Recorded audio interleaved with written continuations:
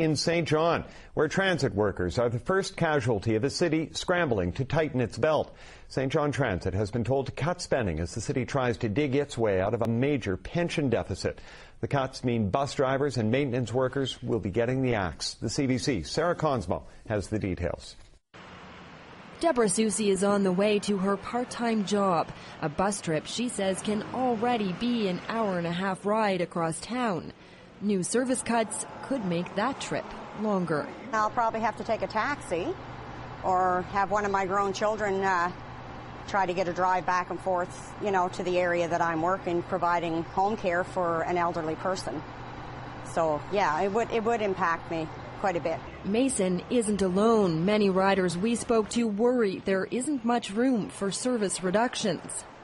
No, I wouldn't want them to see cut back. Quite a frequent user of the bus. I think the service here in the city is good too, and I don't think they should make any cutbacks to the service. But cutbacks are exactly what's coming, a result of big budget pressures thanks to a $129 million deficit in the city pension fund. Every city service, including St. John Transit, has been told to hold back on spending. We've been faced with this problem and we're trying to deal with it, but clearly when you have to reduce budgets in most municipal and or provincial arrangements, it's employees who unfortunately bear the brunt. Christopher Titus is chair of the Transit Commission.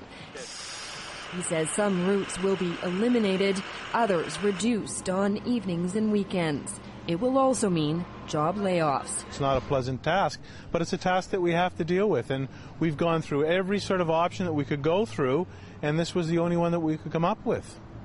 City Transit already cut 4 jobs through attrition earlier this year. Now it's looking to axe at least a dozen more drivers and maintenance workers. Those pink slips are expected to be handed down around Christmas time. It's a huge loss to the service, but just a drop in the bucket compared to cuts other city departments will surely be forced to make. Sarah Consmo, CBC News, St. John. Public space